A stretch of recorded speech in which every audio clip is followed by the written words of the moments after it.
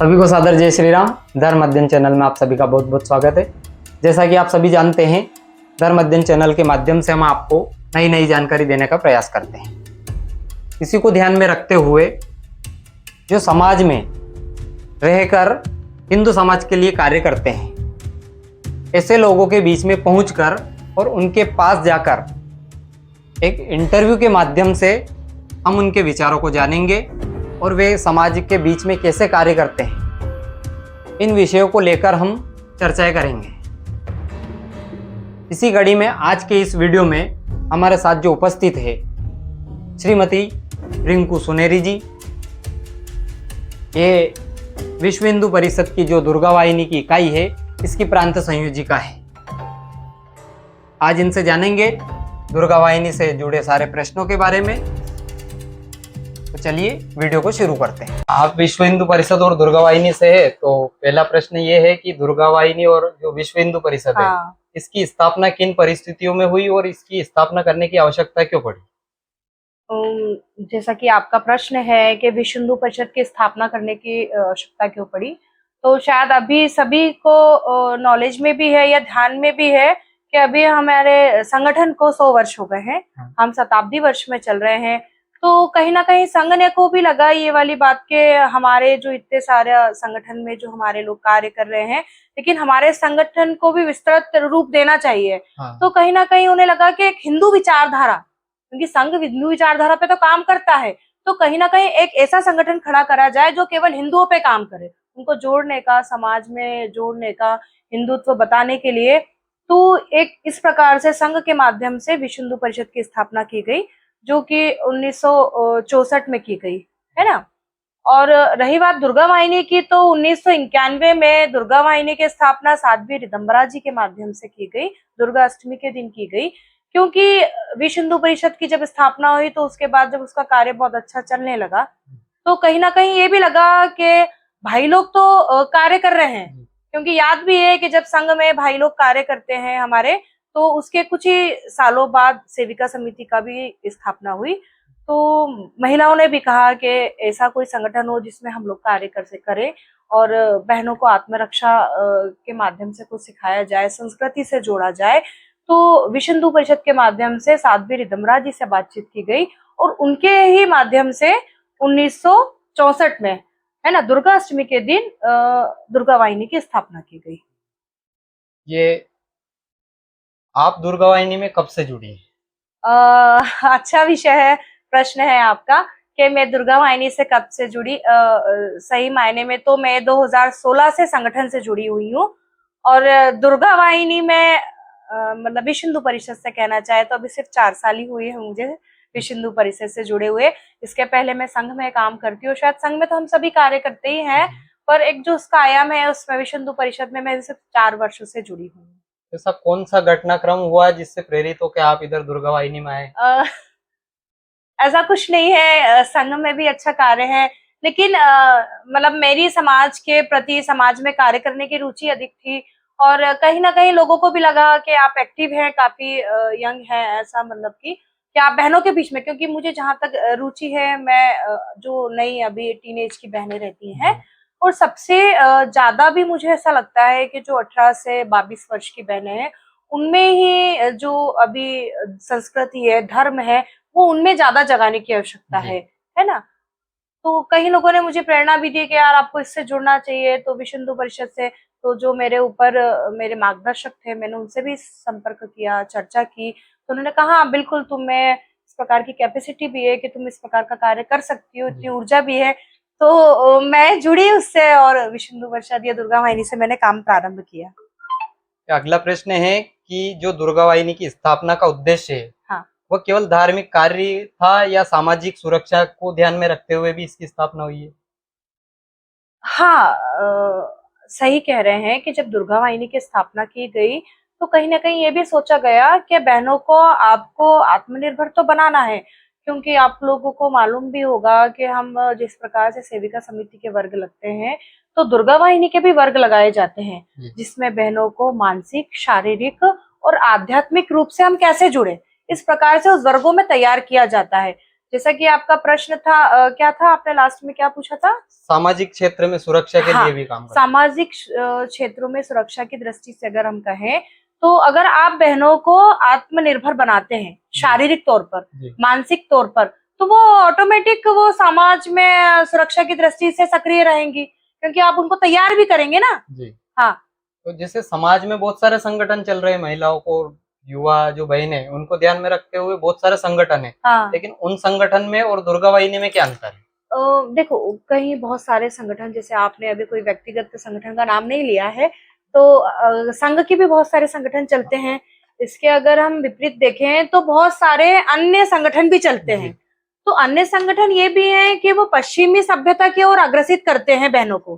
जी। और जो हमारा संगठन है, जैसे आपने पहले भी कहा और मैंने भी कहा, कि जो हमारा संगठन है वो आध्यात्मिक, हिंदुत्व और समाज को कैसे एक करे, हिंदू लोगों को कैसे एक करे, इस प्रकार से दुर्गा वाहिनी कार्य करता है।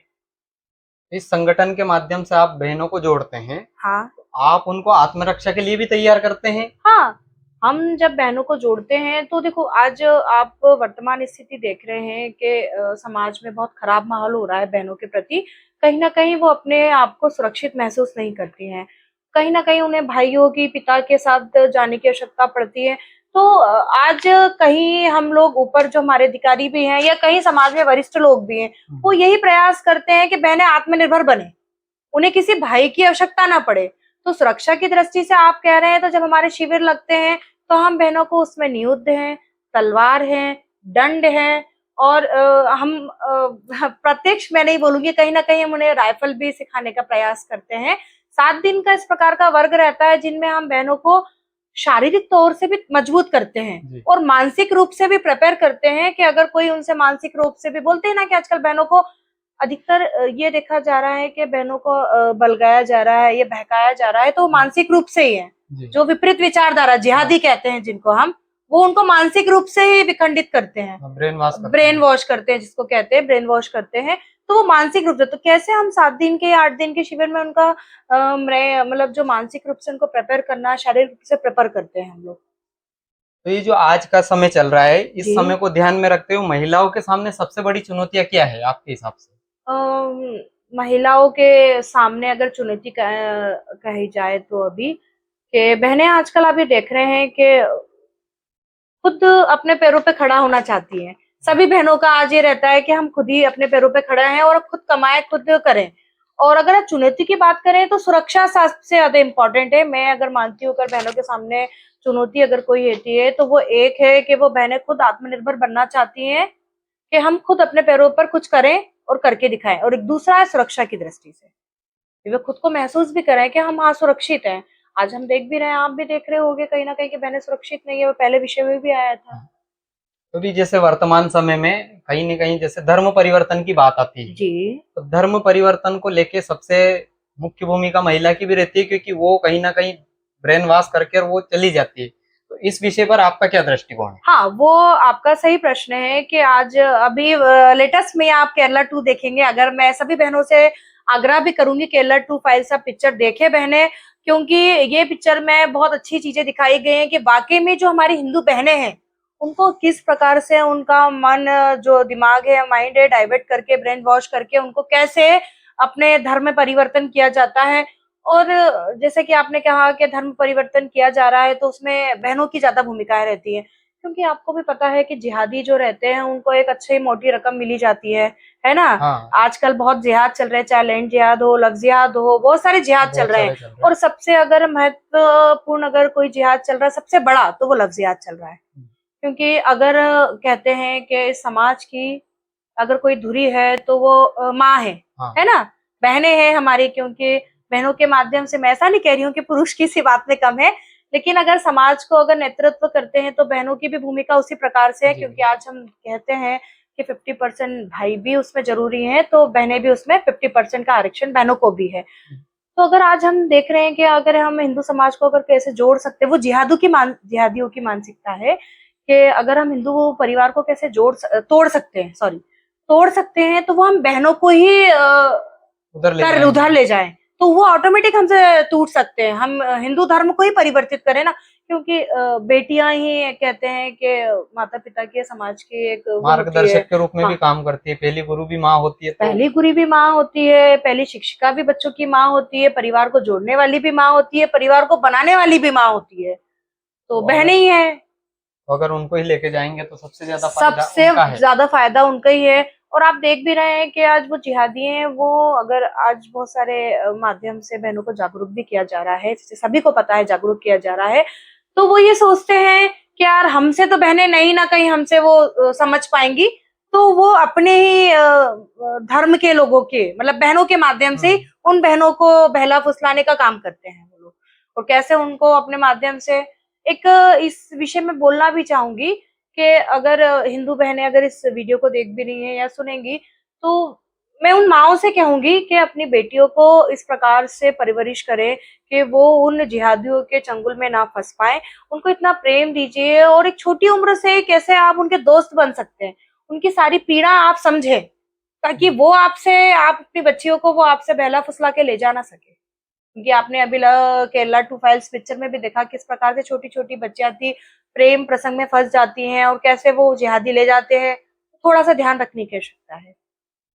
जैसे प्राचीन भारत की अगर हम बात करें तो भारत की जो हिंदू सभ्यता है जी सबसे प्राचीन है और सक्षम रहे हैं। यहाँ कई आक्रांता भी आए, सबने हमला किया, हाँ। लेकिन इन सभी परिस्थितियों को देखते हुए आज के समय में जो हिंदू एकता की आवश्यकता है, हाँ। तो ये आवश्यकता मतलब हिंदुओं में एकता की कमी क्यों दिखाई दे रही है? बहुत अच्छा विषय है आपका ये वाला भी प्रश्न, क्योंकि आज मैंने सबसे पहला प्रश्न शायद आपका यही रहा था कि मैंने कहा था संघ को 100 वर्ष हो गए, है ना। और संगठन ने 100 वर्षों में बहुत ऐसे कार्य किए हैं कि हिंदू समाज एक बने। और 100 वर्ष के उपलक्ष्य में शायद संगठन का एक दूसरा कार्य भी ये था कि हिंदू सम्मेलन किए गए, है ना। हिंदू सम्मेलन के माध्यम से मैंने एक चीज सीखी है, कहीं जगह मैं आपके प्रश्न के उत्तर पे ही आऊंगी। हिंदू सम्मेलन का जब आयोजन किया जा रहा था, जब हम घर घर संपर्क पे जा रहे, शायद आप भी गए हो कहीं ना कहीं, तो हमने भी संपर्क किया गया, पूरा हिंदू सम्मेलन हो गया। उसके बाद जब समीक्षा की गई, तो भाइयों, और जब हम लोग बैठे तो उन्होंने कहा है यार इस प्रकार का हिंदू सम्मेलन एक बार और होना चाहिए, मतलब हर 6 महीने में इस प्रकार का सम्मेलन किया जाना चाहिए।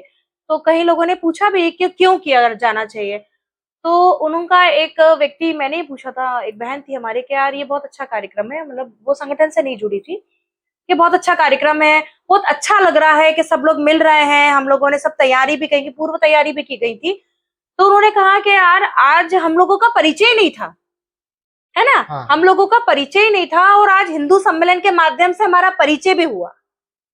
इसी में एक और प्रश्न जोड़ना चाहूंगा कि जैसे आपने अभी हिंदू सम्मेलन का जिक्र किया है, तो हिंदू समाज के बहुत सारे ऐसे लोग हैं जिन्होंने स्पष्ट रूप से सामने आके हिंदू सम्मेलन का विरोध भी किया, कहीं ना कहीं ये कहा है कि हम केवल समाज को लूट रहे हैं। तो ऐसा क्यों आया है, ये विषय भी बहुत देखो वो आपका प्रश्न बहुत अच्छा है कि ये विषय भी बहुत महत्वपूर्ण है। कई विपरीत विचारधारा लोग भी थे जो इन्होंने कहा है कि भैया समाज को सिर्फ लूटा गया है, और हिंदू सम्मेलन के माध्यम से, क्योंकि ये जनमानस के माध्यम से ये हिंदू सम्मेलन का आयोजन किया गया था, आपको भी पता ही होगा। तो उनकी विचारधारा उन तक है, क्योंकि आज हमने देखा, जब मैंने समीक्षा की गई, मेरे माध्यम से अगर समीक्षा की गई, तो मैं ये मानती हूँ कि 90% लोग इस हिंदू सम्मेलन के माध्यम से जुड़े भी हैं। हमने उनमें जो हिंदू संस्कृति थी, या जो हिंदू समाज में बहुत सारी ऐसी वैचारिक धारा भी है जो उनको मालूम नहीं थी, तो वो हमने कहीं ना कहीं उस हिंदू लोगों के बीच में अपनी विचारधारा भी रखने का प्रयत्न किया है, वो जुड़े भी हैं। और जो आप अपने कहा कि जो विपरीत विचारधारा के लोग थे, उन्होंने कहा कि जनमानस को आपने लूटा ही है, तो मैं उनसे कहूंगी क्या कहाँ लगा, हमने क्या जनहानि करी है क्या, कि हिंदू लोगों को हमने तोड़ा है क्या, कि हमने हिंदू संगठनों के माध्यम से किसी मंदिर या किसी भगवान के प्रति विपरीत विचारधारा रखी है? कोई विपरीत विचारधारा नहीं रखी है। कहीं आपको लगा कि अपने लोगों ने कोई बोला कि नहीं यार हिंदू सम्मेलन अच्छा नहीं किया गया? आपको लगा क्या कहीं? हमने जब इसकी समीक्षा की गई तो कहीं ना कहीं 99% लोगों ने कहा कि बहुत अच्छा लगा है हमें, इस प्रकार के आयोजन हर 6 महीने में किए जाए।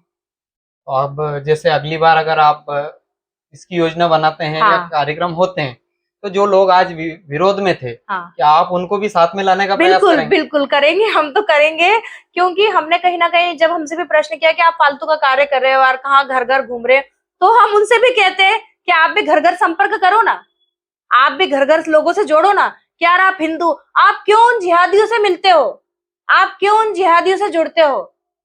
आज अगर हम कहते हैं तो अभी कल परसों में रिजल्ट आया गया है, यूपीएससी का रिजल्ट आया है, मैं किसी का नाम नहीं लेना चाहूंगी। अच्छी बात है, हमारा हिंदू समाज ऊपर जुड़ रहा, ऊपर बढ़ रहा है, हमारी बहनें ऊपर बढ़ रही हैं, हमारे भाई ऊपर बढ़ रहे हैं, तो हम चाहेंगे कि वो जिहादी ऊपर बढ़े, चाहेंगे क्या? नहीं चाहेंगे। तो भी हमारे भारत देश में उन जिहादियों को रखा जा रहा है और वही हम पर हमले कर रहे हैं। मैं किसी के बारे में नहीं कह रही हूँ, पर मेरा जो प्रश्न आपने पूछा उसी का मैं उत्तर दे रही हूँ, है ना।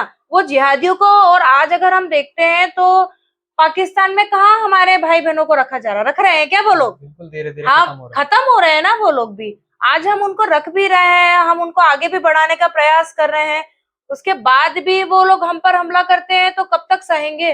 और मैं तो यही कहूंगी कि भैया, हम हिंदू हैं तो खुलकर हिंदू का समर्थन करो। अगर आप हिंदू नहीं है तो आप बोलो कि हम हिंदू नहीं है, आप उनका समर्थन करो, हमें कोई दिक्कत नहीं है।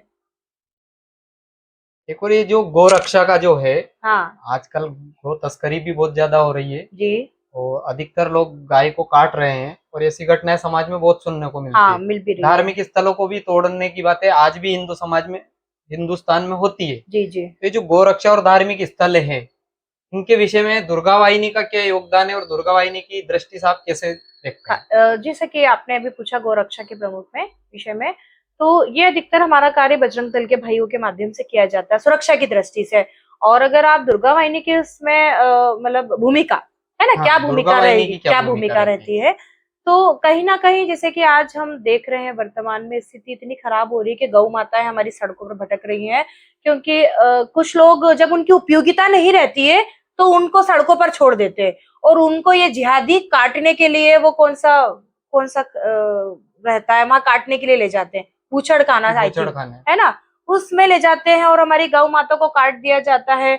तो कहीं ना कहीं आप जब हम उन गांव गांव में भी जाती है हमारी दुर्गा वाहिनी की बहनों के माध्यम से, मुख्य भूमिका ये रहती है कि वो गांव गांव में जाकर उन भाइयों को, किसान भाइयों को समझाया जाता है कि इन गौ माता को आप सड़कों पर ना छोड़े, क्योंकि इनका गौमूत्र भी उपयोगी है, इनका अगर वो दूध नहीं देती है आप उनका गोबर का उपयोग कर सकते हैं, कितनी सारी दवाइयां बनती है गौमूत्र के माध्यम से, हम गोबर के माध्यम से घर में कितने सारे आप देखते हैं वो चीजें भी हम अब बोल रहे स्वदेशी चीजों का उपयोग कर सकते हैं। तो हमारी बहनें घर घर जाकर इस प्रकार का संपर्क भी करती हैं कि आप गौ माता को, जैसे कि मैंने पहले भी कहा कि बजरंग दल के माध्यम से हमारे गौ माता की सुरक्षा, तो दुर्गा वाहिनी के माध्यम से हमारी बहनों के माध्यम से घर घर जाकर संपर्क किया जाता है कि इन गौ माता को आप घर में रखिए, एक गांव में गौशाला बनाइए, स्वदेशी चीजों का उपयोग करके हम उनसे अपनी आय, बोलते हैं ना, उस आय को भी बढ़ा सकते हैं। हाँ, ये हमारी बहनों की भूमिका रहती है इसमें। अब जैसे कुछ लोग ये कहते हैं कि आप जैसे हिंदू बहनों की बात करती है केवल, जी हाँ। आप हिंदू बहनों की बात करके केवल तनाव बढ़ाते हैं, माहौल खराब करने का। हाँ कई बार दुर्गा वाहिनी के ऊपर, जैसे अभी आपने बजरंग दल का भी जिक्र किया, तो हाँ। बजरंग दल हो या दुर्गा वाहिनी हो, आपके ऊपर एक आरोप हमेशा लगता रहता है कि आप हाँ। केवल समाज का माहौल खराब करते हैं। तो नहीं इस आरोप को आप कैसे देखते हैं, आपका क्या दृष्टिकोण है? नहीं, मुझे ऐसा नहीं लगता है, लोगों की बात है, अब लोगों का बहुत सारा दृष्टिकोण रहता है अलग अलग लोगों के, अब हम सबकी मानसिकता को जज नहीं कर सकते ना, सबका अलग अलग मत रहता है मत ना। तो रहता है, लेकिन आप क्या कहना चाहते हैं इस बारे में? देखो, मैं ये कहना चाहती हूँ कि मुझे कोई दिक्कत नहीं होती है अगर वो कहते हैं कि भैया विश्व हिंदू परिषद या दुर्गा वाहिनी बजरंग दल सिर्फ हिंदुत्व की बातें करता है, तो हम तो खुल के कहते हैं कि हाँ करता है भैया, करते हैं, हम तो हिंदुत्व की बातें करते हैं, क्योंकि हम हिंदू समाज में रहते हैं, हम भारत देश में रहते हैं और हम हमारी संस्कृति से जुड़े हुए हैं, तो हमें कोई शर्म नहीं है कि हम हिंदुत्व की बात करते हैं और हिंदू लोगों को जागृत करते हैं, संस्कृति को जोड़ने की बात करते हैं, तो हमें इसमें कोई शर्म नहीं है। और आरोप लगते हैं तो हम खुल के उस आरोप को स्वीकारते भी है कि हाँ हम हिंदू है।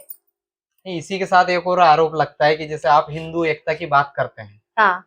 तो हिंदू एकता के नाम पे आप केवल राजनीति करते हैं, सभी नहीं हिंदुओं को जोड़ के राजनीतिक रूप से कहीं ना कहीं राजनीति करने का प्रयास करते हैं, ये आरोप भी आपके ऊपर लगता है, तो इसको कैसे देखते नहीं, हैं? देखो सबका अपनी अपनी विचारधारा है कि आप, अगर उनको ये लगता है कि हम ऐसा नहीं बोल रहे हैं कि आप कहीं ना कहीं आप किसी पार्टी का समर्थन करते हैं नहीं, या यहाँ इनसे राजनीति करते हैं इन लोगों को जोड़कर? देखो, मैं पहले भी क्लियर कर चुकी हूँ और अभी भी स्पष्ट करना चाहती हूँ कि विश्व हिंदू परिषद या संगठन है वो कोई राजनीतिक संगठन नहीं है ना। सिर्फ एक सामाजिक संगठन है जो हिंदू लोगों के बीच में कार्य करता है, हिंदू लोगों को जागृत करता है। और अगर विपरीत विचारधारा के लोगों की ये मानसिकता बनी हुई है कि हम सिर्फ हिंदुत्व पे जोर डालते हैं या राजनीति करते हैं, तो ये उनकी मानसिकता है। मैं इसमें कुछ नहीं कह सकती हूँ, क्योंकि अगर मैंने इससे कुछ कहा तो वो एक विषय को बात बनाकर, है ना, बहुत सारी ऐसी बातें हैं। तो मैं पहले भी स्पष्ट किया और वापस कर रही हूँ कि ये एक हिंदू संगठन है, ना कि कोई राजनीतिक संगठन के माध्यम से हम कार्य करते हैं। मतलब कहीं न कहीं जैसे आरोप लगते हैं और इनको आप नकार रहे हैं। हाँ, तो स्पष्ट है। जो मीडिया है, हाँ, वो मीडिया आपकी छवि को सही नहीं दिखाता है। इसको आप कैसे देखें?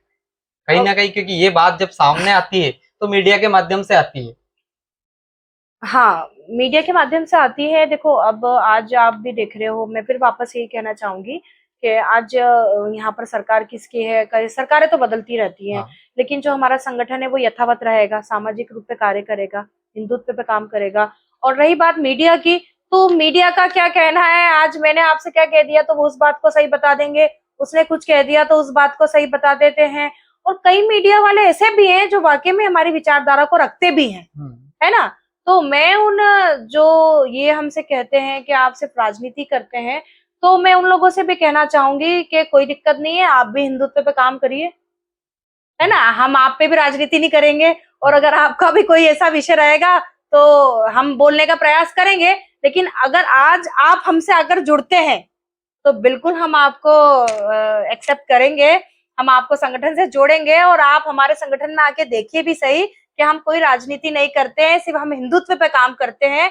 और हमारा बोलना ही हिंदुत्व नहीं है, हम वाकई में काम भी करते हैं हिंदुत्व पे। तो जैसे आपकी इस विचारधारा से अगर कोई सहमत नहीं होता है, उसके लिए संवाद की क्या योजना है, या कुछ आपके यहाँ संवाद की कोई जगह है जो असहमत है आपके विचार से? देखो, मेरा ये मानना है कि अगर कोई विचार, कोई सामने वाले अगर है और हमारी विचारधारा से सहमत नहीं है, तो हम एक बार प्रयास करते हैं समझाने का। और अगर नहीं समझता है तो आई थिंक, मुझे ऐसा लगता है, कोई भी हो, कोई भी, वो मेरा पर्सनल विषय भी हुआ कि अगर वो मुझ पे कोई टिप्पणी करता है ना, आप ही हो, अगर आप मुझ पे टिप्पणी करते हो, मैं उसको एक बार समझाने का प्रयास करूंगी। उसके बाद मुझे ऐसा लगता है कि मुझे उसको समझाने की आवश्यकता नहीं है, मुझे अपने कार्य के माध्यम से उसको समझाना पड़ेगा, क्योंकि मौखिक बहस करने से कोई हल नहीं निकलता, मेरा ऐसा मानना है।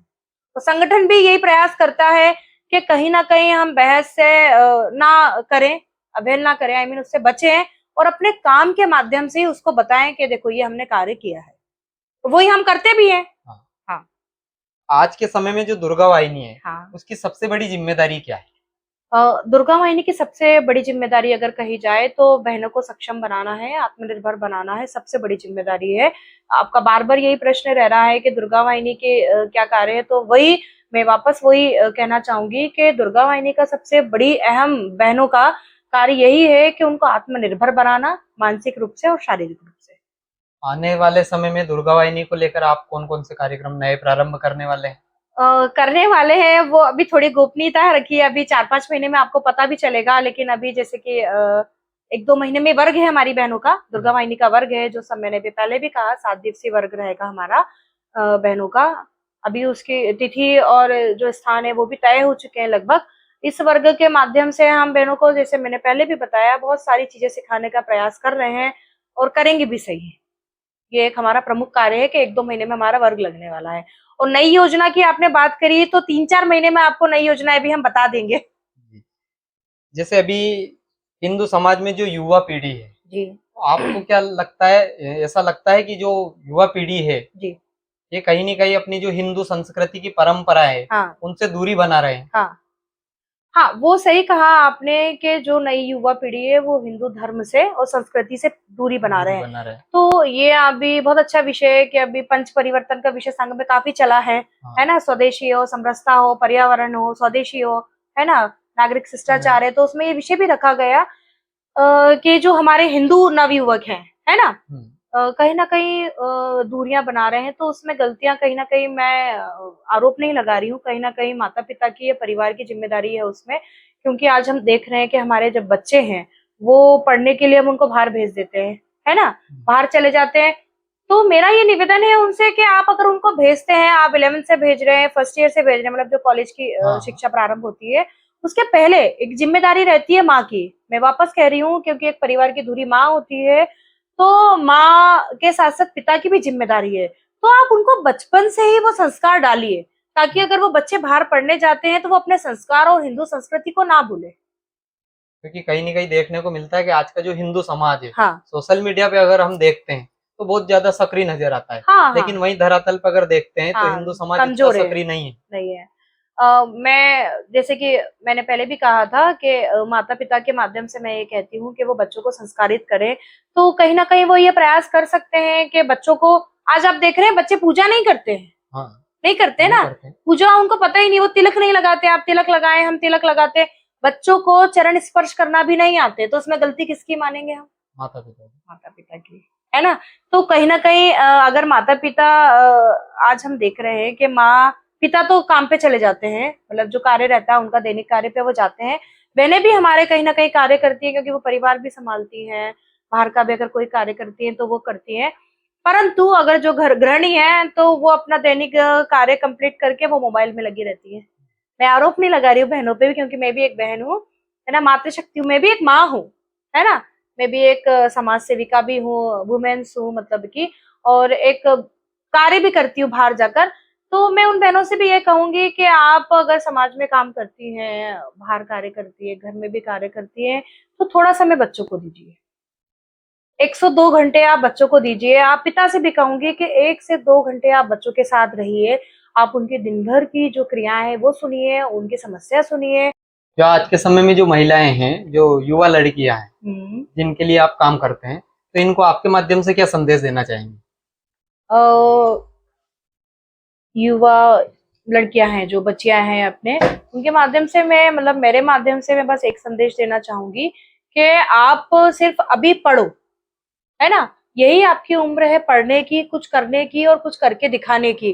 क्योंकि भारत देश में ऐसे बहुत सारी बच्चियां हैं या महिलाएं हुई हैं, चाहे वो राष्ट्रपति बन सकती है, वो अंतरिक्ष पे जा सकती हैं, तो आप भी कुछ कर सकती हैं।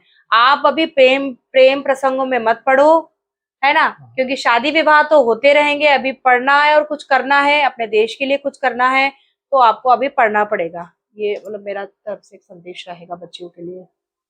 जैसे दुर्गा वाहिनी में शामिल होने के लिए क्या-क्या प्रशिक्षण दिया जाता है मतलब? बच्चियों अगर को, कोई बच्ची अब दुर्गा वाहिनी में शामिल होना चाहती है, हाँ। तो उनको क्या-क्या प्रशिक्षण दिए नहीं, जाते हैं? ऐसा कुछ नहीं है कि दुर्गा वाहिनी में अगर आपको जुड़ना है, बहनों को जुड़ना है, तो कोई प्रशिक्षण की आवश्यकता पड़ेगी।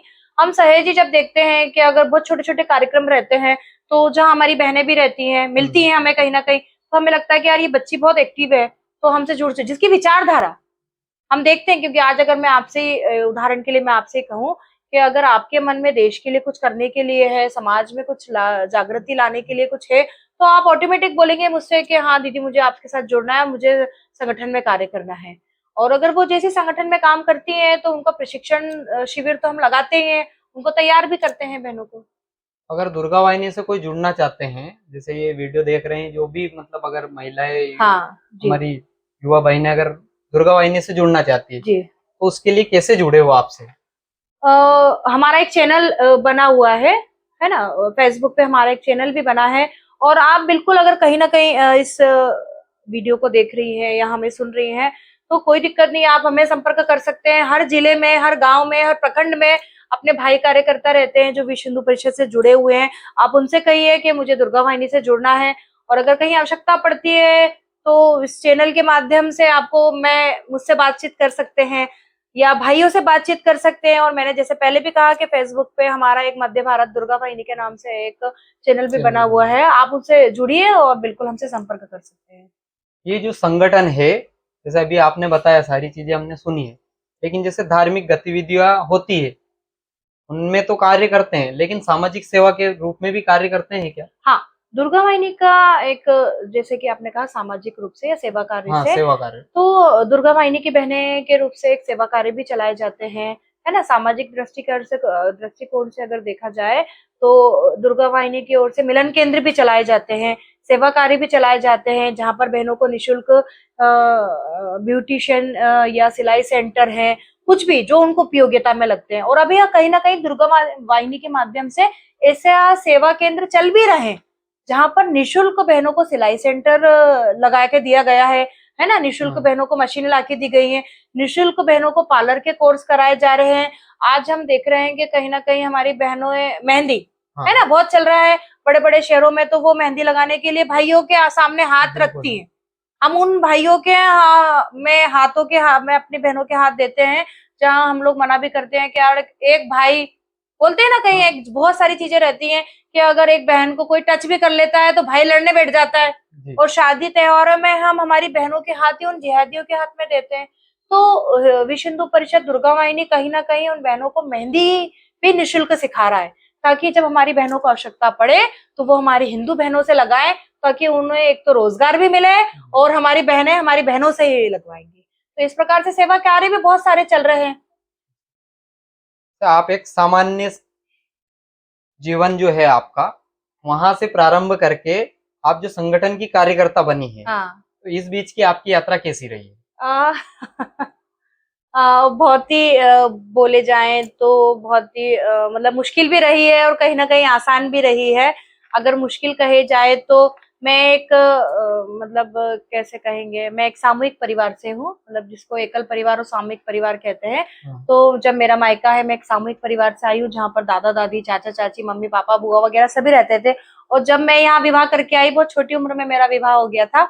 मैं जब यहाँ आकर आई तो सिर्फ मेरे सास ससुर थे और मिस्टर थे, मतलब मेरे पतिदेव थे। तो पतिदेव की भी जॉब थी और मेरी जो सासू माँ थी वो बिस्तर पे थी।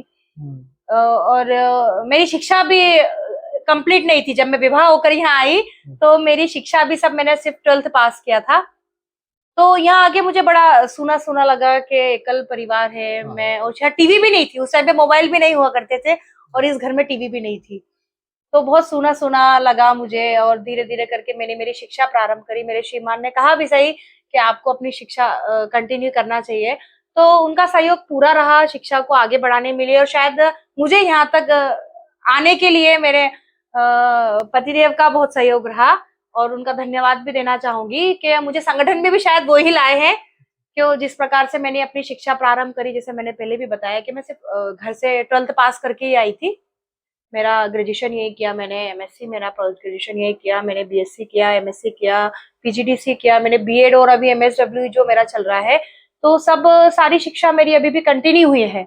और रही बात संगठन की, तो बहुत ही रोचक बात है कि जब मेरे श्रीमान संगठन से जुड़े, तो मेरी शादी के बाद ही जुड़े वो, और कार्य करते थे। तो नई नई शादी थी तो वो जाते थे, संगठन में तो बैठकें भी होती हैं, संघ स्थान भी होता है, शाखा भी लगाना होता है। और मुझे इस प्रकार की कोई जानकारी नहीं थी कि ये कहाँ, बस मेरे दिन में एक ये था कि कहाँ जाते हैं, कहाँ जाते हैं, इतनी देर तक आते हैं, रोज रोज कहाँ जाते हैं, सुबह उठ के चले जाते हैं, शाम को बैठकों में चले जाते हैं, आज 2 लोगों का खाना बना दो, आज 4 लोगों का खाना बना दो। तो कहीं ना कहीं चिढ़ लगती थी कि अरे यार ये क्या कार्य है, क्योंकि मैं संगठन से नहीं जुड़ी थी ना। मेरे मतलब मेरे मम्मी के यहाँ कोई संगठन से जुड़ा हुआ था। मेरे पिताजी जरूर थे, भाजपा से थे, पार्षद रह चुके हैं मेरे पिताश्री। बट धीरे धीरे करके मैं फिर एकल रहा, थोड़ी सी ऐसे भी होने लगा। तो मेरे श्रीमान के दिमाग में एक चला कि यार ये मुझे टोकती है और ये यहाँ अकेली भी रहती है, तो क्यों ना मैं इसे संगठन से जोड़ दूं, है ना, ये दिक्कत ही खत्म हो जाएगी। और फिर एक ये भी एक विषय रहा। फिर एक दूसरा विषय ये भी रहा कि यहाँ पर हमारे यहाँ जो आसपास की बहनें हैं, सब जनरल वाली बहनें रहती हैं यहाँ पर, सब अच्छे परिवार से जुड़ी हुई हैं। हम लोग एक, आप समझते होंगे किटी रहती है जो, है ना। मैं जब यहाँ आई तो शादी के 4-5 साल बाद, यहाँ पर 3-4 साल बाद ही, शायद 4-5 या 3-4 साल बाद ही किटी रखी यहाँ पर। तो सब लोगों ने ऐसा बनाया, ये मेरा रियल चीजें बता रही हूँ, मेरा संगठन से जुड़ने का क्या उद्देश्य रहा। तो सब लोगों के यहाँ जाना ये था कि भैया जिसकी भी किटी खुलेगी उसके यहाँ जाकर भोजन करेंगे और एंजॉय करेंगे। तो जब मेरी बारी आई तो सब लोगों ने मना कर दिया कि नहीं, हम आपके यहाँ नहीं आएंगे।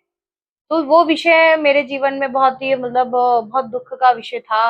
मैं काफी रोई भी सही, दुख भी हुआ मुझे। मैंने मेरे श्रीमान से भी कहा, तो मेरे मिस्टर का एक ही जवाब था कि ये पीड़ा का विषय नहीं है रिंकू, ये कुछ नहीं है। आज समाज में ये लोग जातिवाद कर रहे हैं, क्योंकि आज हम समाज समरसता की बात भी कर रहे हैं।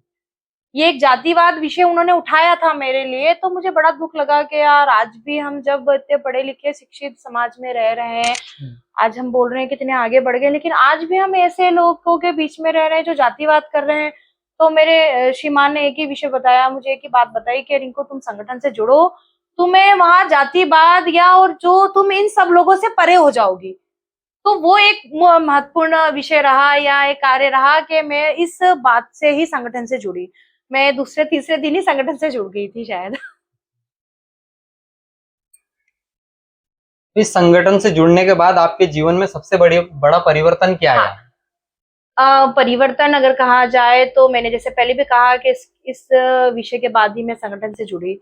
और मैं इस संगठन से जुड़ने के बाद मुझे नहीं मालूम था, मेरा सिर्फ एक उद्देश्य था कि संगठन के माध्यम से कि मैं जातिवाद को हटाऊं, समाज से जातिवाद को भाव को ही खत्म कर दूं, कि जातिवाद कुछ नहीं होता है, सिर्फ हम हिंदू हैं, हिंदू लोगों के बीच में रहते हैं और हिंदुत्व का काम करते हैं। लेकिन मुझे नहीं मालूम था, एक छोटी सी साधारण सी नगर से प्रारंभ किया मैंने कार्य, और आज दुर्गा वाहिनी की प्राण संयोजिका के माध्यम से मैं आज शायद आपके सामने बैठी भी हूँ। तो एक छोटा सा प्रयास मेरा यह रहा, यहाँ से कार्य मैंने प्रारंभ किया और यहाँ तक पहुंची। और आपने क्या प्रश्न किया था? आप गर्व मतलब जो हाँ, इसमें किया है, तो हाँ, कौन सा मैं गर्व का क्षण आया? गर्व का क्षण ये आया कि आज अगर मैं मेरे बच्चों से अगर कोई मिलता है तो वो ये नहीं कह पाता है कि यार रिंकू तुमने तुम्हारे बच्चों को संस्कार नहीं दिए, तुम बाहर तो कार्य करती हो लेकिन तुमने अपने बच्चों को, क्योंकि आज मैंने शायद पहले भी अपना ये विषय आया था बीच में भी कि परिवार में बच्चे और माता पिता के बीच में है ना डिस्टेंस उत्पन्न हो रहा है, मतलब कि दूरी उत्पन्न हो रही है। माता पिता बच्चों को समय नहीं दे पा रहे हैं, बच्चे माता पिता को अपनी बातें नहीं कह पा रहे हैं, और आपने शायद पहले प्रश्न भी किया था कि संस्कृति और धर्म से दूर जा रहे हैं, है ना। तो ये मेंटेनेंस मैंने मेरे बच्चे और मेरे बीच में, मेरे मिस्टर ने या मेरे पति ने मुझे बच्चों के बीच में बना के रखा कहीं ना कहीं, कि हमने अगर बाहर समाज में कार्य किया है, वो भी शासकीय शिक्षक है, मैं भी कार्य करती हूँ बाहर, तो कहीं ना कहीं हम लोगों ने एक बना के रखा है कि नहीं हम बच्चों को भी समय देंगे, बच्चों को भी, क्योंकि अगर हम बाहर ये बोल रहे हैं कि हिंदुत्व हिंदुत्व और बच्चों को संस्कारित बनाइए, और अगर हम हमारे बच्चों को ही संस्कार नहीं दे पा रहे हैं कि अगर कोई आ रहा है तो चरण स्पर्श करना है, किसी को जय श्री राम करना है, अपने पूजा पाठ करनी है बेटा, तो हम बच्चों को क्या सिखा पाएंगे, अगर हम मतलब बाहर क्या सिखा पाएंगे अगर हमने अपने बच्चों को नहीं सिखाया। तो ये गर्व का एक विषय मुझे बहुत अच्छा लगता है, ये मोमेंट है मेरे लिए कि मुझे मेरे बेटे को कभी नहीं सिखाना पड़ा ये चीजें। और अगर बाहर के लोग कहते हैं कि यार तुम्हारा बेटा बहुत अच्छा है, मतलब आप केवल मंच पर ही नहीं, घर पे भी घर पे भी रहता है, इसमें मेरे श्रीमान का पूरा सहयोग रहा। बेटी के विषय में जरूर कहना चाहूंगी कि मेरी बेटा मतलब मेरी बेटी मेरा बेटा है और बेटा बेटी है, क्योंकि बेटा मेरा बहुत सीधा बेटा है, मतलब अच्छा है ऐसा नहीं कहूंगी, बहुत संस्कारी थे मेरा बेटा। बाहर अगर आज माहौल देखा जाए तो बाहर का माहौल भी बहुत खराब हो रहा है, उसको टैकल करना आता है, 14 वर्ष का है मेरा बालक, को टैकल करना आता है कि बाहर कैसे रखना है, मम्मी को कैसे रखना है, या घर में कोई अतिथि आता है तो कैसा उसका सम्मान करना है। मेरे एब्सेंट में भी वो कैसे अतिथि को सत्कार करता है, आइए करिए, तो ये सबसे बड़ा गर्व का मेरा विषय है कि मुझे मेरे बच्चों को समझाना ना पड़े। तो आपकी अनुपस्थिति में भी अतिथियों का सत्कार करता है, वैसे ही करते हैं जैसे कि मैं करती हूँ। तो मुझे लगा कि नहीं, संगठन से जुड़कर मैंने एक तो चीजें हासिल करी कि मुझे बच्चे बहुत संस्कारित हो गए, कहीं भी जाएंगे तो वह मुझे बोलना नहीं पड़ेगा कि नहीं बेटा ये गलत कार्य नहीं करना है। तो आपकी बचपन से ही इस क्षेत्र में रुचि थी या बाद में ही आई है? नहीं, बचपन से भी ऐसा जुड़ाव था क्या आपका धर्म के प्रति? हाँ, बचपन से, जैसे आपने कहा कि हाँ मेरा बचपन से ऐसा स्वभाव था, जैसे मैंने पहले भी कहा कि मेरे पिताजी कॉलेज के टाइम से ही क्या कह सकते हैं, कॉलेज के टाइम से लीडरशिप की मेरे पापा में आदत थी। कॉलेज का चुनाव भी उन्होंने लड़ा है, वो वहां भी रह चुके, छात्र संघ के अध्यक्ष वगैरह जो भी रहे हुए हैं। उसके बाद पापा पॉलिटिक्स भी जुड़े, मैं पॉलिटिक्स की बात नहीं कर रही हूँ, है ना, लेकिन बोलते हैं ना कि बच्चे अगर कुछ सीखते हैं तो पिता से ही सीखते हैं, माता पिता से ही सीखते हैं। तो कहीं ना कहीं मुझमें भी ये रुचि स्टार्टिंग से, ये प्रारंभ से रही, है ना। मेरी स्कूलिंग शिक्षा भी जो मतलब शिक्षा, प्रारंभिक शिक्षा जो भी रही, मैं मतलब बच्चियों के जो कन्याशाला में ही पढ़ी हूँ, तो कहीं ना कहीं वहां भी मेरी लीडरशिप की रही, मैं वहां भी क्या कहते हैं मॉनिटर वगैरह ये सब है ना, क्लास मॉनिटर वगैरह ये सब चीजें मेरी रही। बाकी मैंने 12th तक, मैंने आपको पहले भी कहा कि मैंने 12th तक ही पढ़ा है मेरे मायके में। उसके बाद की शिक्षा मैंने यही प्रारंभ करी है। ससुराल से मेरे पतिदेव का काफी सहयोग रहा, सास ससुर का भी सहयोग रहा, और शायद आज उन्हीं के सहयोग के कारण मैं यहाँ पहुंची हूँ, है ना। अगर उनका सहयोग नहीं रहता तो शायद मैं आज यहाँ रहती भी नहीं। अपना व्यक्तिगत जो जीवन है और संगठन के जो कार्य है, हाँ, आपका व्यक्तिगत जीवन भी है और संगठन का कार्य भी देखते हैं, हाँ, तो इन दोनों के बीच में संतुलन कैसे बनाते हैं? क्योंकि हाँ, व्यस्तता दोनों जगह है, संगठन में भी समय देना रहता है और परिवार में भी देना रहता है। मुश्किल विषय है ये वाला, और अच्छा भी है कि कैसे संतुलन बनाना, क्योंकि एक परिवार में और संगठन में संतुलन बनाना बहुत मुश्किल है। इसका पूरा श्रेय मैं मेरे श्रीमान को दूंगी, क्योंकि वो भी संगठन से जुड़े हैं और मैं भी संगठन से जुड़ी हुई हूँ। तो हम लोगों ने एक बना रखा है, एक तालमेल बिठा रखा है कि अगर आप कहीं जाएंगे तो मैं संभालूंगी, और अगर मैं कहीं जाऊंगी तो वो संभालेंगे। तो ये रहता भी, अगर मैं कहीं बड़ी बैठकों में भी जाती हूँ, बाहर का कार्य करते हैं, तो मेरे श्रीमान पूरा सहयोग करते हैं।